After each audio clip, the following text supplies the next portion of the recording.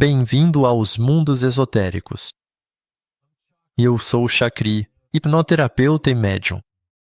Hoje, vou compartilhar com você uma nova experiência da minha jornada. Abra sua mente e vamos mergulhar juntos nos mundos invisíveis.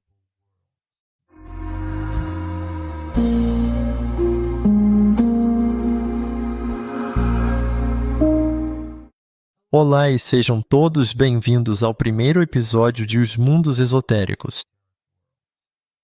Hoje, eu gostaria de refletir sobre a seguinte questão. Será que todos nós somos médiuns? Isso é um dom? Ou seria mais uma maldição? Antes de responder a essa pergunta, ou a essas perguntas, vamos primeiro definir mediunidade, ou melhor, mediunidades, porque não existe só uma. Mediunidade não é necessariamente aquela imagem da avó cigana, com mais de 100 quilos, na sua caravana. Uma grande bola de cristal e suas cartas de tarô, lendo seu futuro nas linhas da sua mão ou na borra de café. Aqui, estou exagerando ao máximo, só para você perceber a imagem que é passada pelos filmes e programas de TV. Então, para mim, um médium não é necessariamente alguém que previu o futuro. Normalmente, chamamos isso de vidente, alguém que diz prever o futuro. Mas, na minha opinião, eles são mais cegos do que videntes. Vamos ver que os videntes costumam errar bastante e as previsões deles não são precisas. Certo, até agora você não se perdeu. Você ainda está vivo. Você ainda está aqui. Ótimo. Podemos continuar. Um médium é alguém que tem acesso ao mundo esotérico, ao mundo invisível, se preferir. Pode ser alguém que vê fantasmas, ou alguém que ouve almas, que também é o meu caso. E eu vou falar mais sobre isso depois, neste podcast. Também pode ser alguém que tem acesso a certas informações do passado. A pessoa encontra alguém e tem acesso ao passado dela. É como se fosse uma ficha técnica, mesmo. Quando eu falo passado, pode ser nesta linha do tempo, o passado terreno atual da pessoa. Por exemplo, informações sobre o filho dela, a família, os traumas, as alegrias, certos acontecimentos ou as chamadas vidas passadas, que, na minha opinião, na verdade são vidas paralelas. Em algum momento, vou fazer um episódio onde aprofundo mais esse tema. O médium também pode sentir um cheiro específico, por exemplo, cheiro de charuto, quando há um fantasma ligado à pessoa que está consultando e que adorava charuto quando era vivo. Fumar charuto. Esse é só um exemplo. Claro, pode ser outra coisa. A própria pessoa pode sentir uma pontada no coração, dor de estômago ou arrepio. Ela pode sentir frio, mesmo estando muito calor. Existem muitos sinais que o médium pode ou não saber interpretar ainda. Isso vem com o tempo e a experiência. O médium também é um vidente. Ele pode ter acesso a certas informações sobre um futuro provável. E eu digo provável mesmo, já que existem várias linhas do tempo e muitos futuros possíveis. Então, qualquer informação sobre o futuro deve sempre ser vista com cautela. Agora, quais são os diferentes tipos de mediunidade? Vamos detalhar isso. Vamos começar com a clarividência, que é a capacidade de ver imagens, visões e cenas do mundo invisível. Às vezes você as vê a olho nu. Outras vezes, você vê certas cenas ou imagens na sua mente relacionadas à pessoa ou a algo específico. Essa clarividência pode descrever o passado, vir do futuro ou estar conectada a um fantasma, um espírito ou um ser humano. Basicamente, em todos os tipos de situações. Vamos voltar a esse assunto em episódios futuros, com exemplos concretos. A clareaudiência é a capacidade de ouvir vozes ou mensagens espirituais.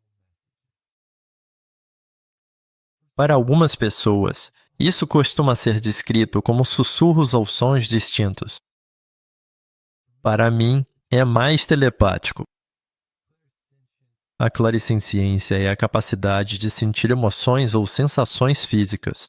É isso que o descreve. Você pode entrar em um lugar e ficar arrepiado. Se, por exemplo, a casa for assombrada, se houver entidades ou fantasmas, você pode sentir dor de estômago ou uma pontada no coração. Você pode até sentir entidades te tocando às vezes, ou como se uma brisa deslizasse sobre a sua pele. Às vezes, isso pode ser um fantasma bem ao seu lado. Então a pessoa pode se conectar com fantasmas, com entidades, com um lugar, com um objeto ou até mesmo com a pessoa que está na sua frente. Elas podem se conectar a diferentes tempos, presente, passado ou futuro. Elas também podem se conectar a vidas passadas, que na verdade são vidas paralelas, como mencionei. Existe também a escrita automática, uma prática em que médiuns recebem mensagens, mas não controlam suas canetas. Eles pegam uma caneta e ela escreve mecanicamente. O médium não faz ideia do que vai escrever, e a escrita simplesmente vem. Também pode ser semimecânica. Eles estão conscientes, mas não controlam as mãos. E muitas vezes isso pode vir de entidades, esse tipo de escrita automática. Existe a canalização, que é uma forma particular de mediunidade que permite que entidades, se passando por guias ou anjos, falem através da pessoa, quase tomando posse do médium e falando por meio dele. Às vezes pode ser assustador, quando a canalização é poderosa o suficiente para algumas pessoas. É uma técnica que usei na gnose esotérica, no começo, mas vendo que isso não mudava. Nada em particular para canalizar. A gente estava correndo mais riscos do que qualquer outra coisa. Eu pedi aos meus telepatas. Vou voltar à ideia dos telepatas em alguns episódios. Eu só pedi para eles conversarem com as almas, ou falarem com as entidades que viam, para ordená-las a ir embora, ou outras coisas. Então é isso. Eles não canalizavam mais nada. Nem almas, nem entidades, nem fantasmas, nada. Também existe a psicometria. É uma forma de mediunidade, onde o médium capta informações, emoções, memórias ou energias ao tocar em um objeto. Eles tocam em um objeto e, pá, são jogados de volta para o passado. Ou até mesmo ao tocar em certas pessoas. Eu tive uma paciente com a alma ferida, e ela tinha esse dom que explodiu nela depois da terapia, depois de trabalhar as feridas da alma. Então, ela tinha esse dom que surgiu. Também vamos falar sobre as formas como os dons mediúnicos podem surgir. Você deve saber que os objetos absorvem vibrações energéticas e retêm certas memórias dentro deles. Em alguns médiuns, ao tocar nesses objetos, eles conseguem ler e decodificar essas memórias para obter informações do passado ou do presente. Certas emoções estão associadas ao objeto. Pode ser uma pintura, um diamante ou um artefato arqueológico.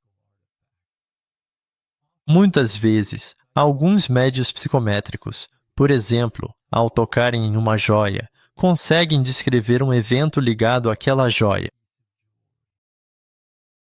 Alguém foi assassinado. Quem era o dono dessa joia? Ela foi roubada. Foi assim. Eles realmente conseguem descrever certas cenas, certas coisas que veem relacionadas a isso. Também existem viajantes astrais que têm experiências fora do corpo durante o sono e conseguem visitar certos lugares, se comunicar com o mundo invisível, viajar por dimensões, tudo isso permanecendo muito lúcidos. Isso também é uma forma de mediunidade. Existe também a meditação, que permite expandir sua consciência e se comunicar e viajar para certos lugares. Ela também relaxa nossos sentidos. A hipnose esotérica eu também colocaria nessa categoria, exceto que a hipnose esotérica é guiada por um hipnotizador. Também existem fenômenos extrasensoriais que permitem que você se projete para um determinado lugar para ampliar nossa visão, audição, paladar, olfato e tato. Essas técnicas também são usadas, principalmente por grandes nações, para espionagem. Também recomendo que você leia os livros de Robert Monroe. Ele fala sobre isso em grande detalhe. Existem plantas de visão como a ayahuasca, e há outras também.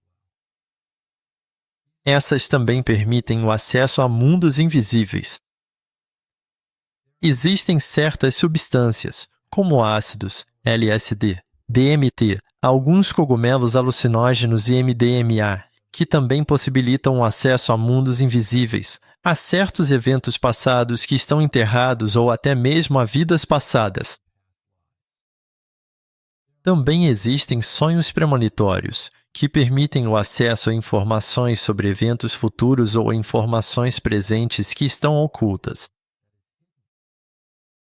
Pessoas no fim da vida costumam estar entre mundos e têm acesso a familiares falecidos que se foram antes delas. Existem animais que conseguem ver entidades ou fantasmas, e você pode perceber isso em cães ou gatos. Também há algumas pessoas autistas que conseguem ver entidades ou fantasmas. Elas têm acesso a mundos invisíveis. Então, vamos começar com a primeira pergunta. Todos nós somos médiums? É por aí que devemos começar. Vamos dizer que 90% de nós somos médiuns em graus variados. Algumas pessoas já nascem com isso. Você verá muitas crianças com menos de 6 anos de idade. Eles vão te dizer que viram esta ou aquela entidade, esta forma, este fantasma, este personagem, aqui ou ali, em casa ou em outro lugar, e que conversaram com eles. Então, devido ao condicionamento da escola e dos pais, suas habilidades ficam bloqueadas. E a mente assume o controle novamente. Aliás, quando faço cura esotérica em crianças menores de 6 anos ou em animais, claro, com o consentimento dos pais, os efeitos são bem rápidos no mundo físico. Muitas vezes, depois de 2 ou 3 semanas, você já consegue ver os efeitos no mundo físico. Também existem crianças que cresceram sem TV ou telas, o que é raro, e que têm acesso a certas habilidades mediúnicas. Já percebi isso bastante. Algumas crianças mantêm essa habilidade até a adolescência, e então muitas delas decidem fechar as portas para a mediunidade. Pouquíssimas aceitam essa habilidade e fazem uso dela na vida adulta. Mais tarde, para muitas pessoas, a mediunidade reaparece depois de um choque emocional, uma morte, uma separação, um divórcio, um acidente, ser demitido. Uma traição, um fracasso na vida, infidelidade, injustiça, não importa o choque, qualquer coisa que abale o ego e coloque todas as crenças em dúvida, a pessoa que ela achava que era. Um estupro, como trauma violento, muitas vezes vai abrir portas invisíveis que desencadeiam a mediunidade. Também existem ataques de entidades que, eu diria, forçam a pessoa a ativar sua mediunidade como mecanismo de defesa. O mesmo vale para ataques de feiticeiros usando magia negra. Isso causa exatamente a mesma coisa. Pode haver uma mudança para uma casa onde existe um portal energético. Novamente, isso pode desencadear a mediunidade espontânea. A Kundalini, ao praticar yoga ou meditação, pode ativar a mediunidade e o acesso ao mundo invisível. Invisível. Um retiro espiritual também pode despertar certas habilidades. Também existem as EQMS, experiências de quase morte, que podem ativar a mediunidade em algumas pessoas. Tive muitos pacientes em terapia que, após uma EQM ou depois de saírem de um coma, tiveram habilidades mediúnicas despertadas. Comigo também foi assim, depois de vários choques emocionais que realmente me forçaram. Eles realmente me forçaram a trabalhar o meu ego. Então houve uma limpeza emocional e, pouco a pouco, a evolução da minha terapia sobre feridas da alma me levou a evoluir gradualmente minha terapia ao longo dos anos. No meu caso, foi depois de um choque. Eu tirei 21 dias em que foi realmente difícil trabalhar em mim mesma. Foi um trabalho intenso. E então novas habilidades apareceram, ou melhor, habilidades que estavam adormecidas começaram a emergir. Esses momentos de questionamento, eu diria, esses períodos de 21 dias de transformação acontecem a cada 7 anos. Cada um tem seu próprio ciclo. Não sei se todo mundo tem um ciclo, mas no meu caso, é a cada 7 anos. Nesse meio tempo, acontecem eventos difíceis comigo, mas eles exigem menos recursos para lidar. Como um grande evento, teve a minha mudança para a Suíça, mudança de continente. Eu cresci no norte da África e depois cheguei na Suíça. De um dia para o outro, todo o meu ambiente mudou. Também houve uma separação em um certo momento com meu filho. Ao mesmo tempo, eu tinha uma deficiência física que me impedia de andar normalmente. Perdi meu pai, passei por um divórcio, mudei de casa, perdi meu emprego, tudo de uma vez, tudo no mesmo ano.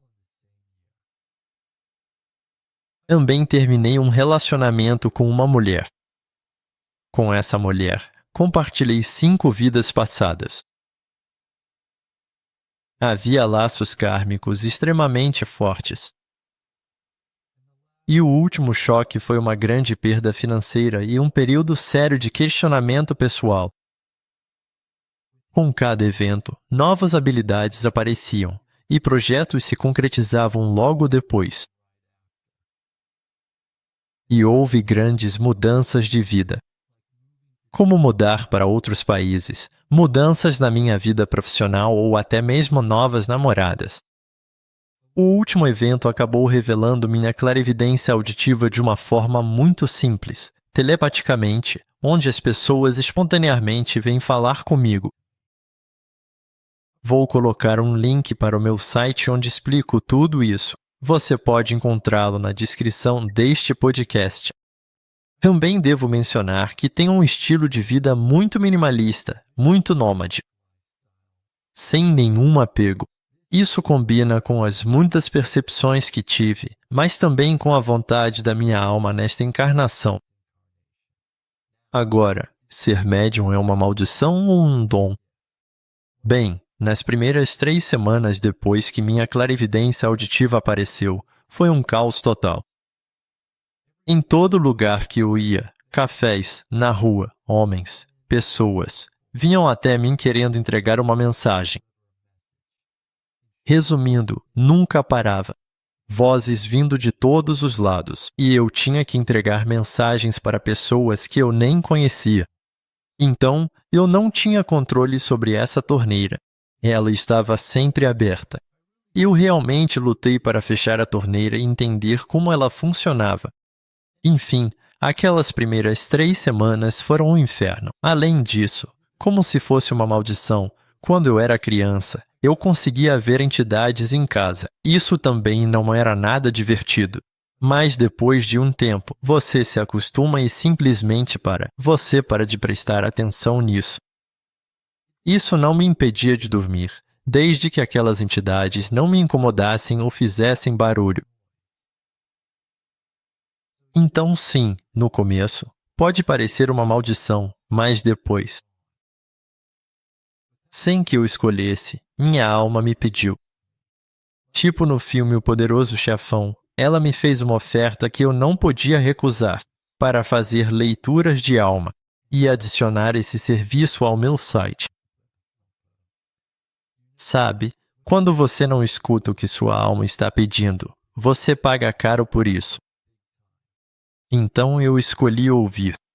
Então, comecei a oferecer esse serviço e depois as sessões de cura. Era a alma do paciente que me dizia o que fazer, já que eu tinha muitas ferramentas terapêuticas. Então, no final das contas, era muito mais simples. Mas vou falar mais sobre isso em outros episódios, sobre energia, cura e leituras de alma. Acho que isso já está bom para esse primeiro episódio. Se você quiser compartilhar suas próprias histórias sobre isso, se você mesmo tem alguma habilidade mediúnica, como isso apareceu para você, se quiser falar sobre isso, compartilhar suas experiências e acrescentar sua parte ao quebra-cabeça, eu coloquei um link para compartilhar suas histórias neste podcast. Você vai direto para o meu site e um formulário de contato.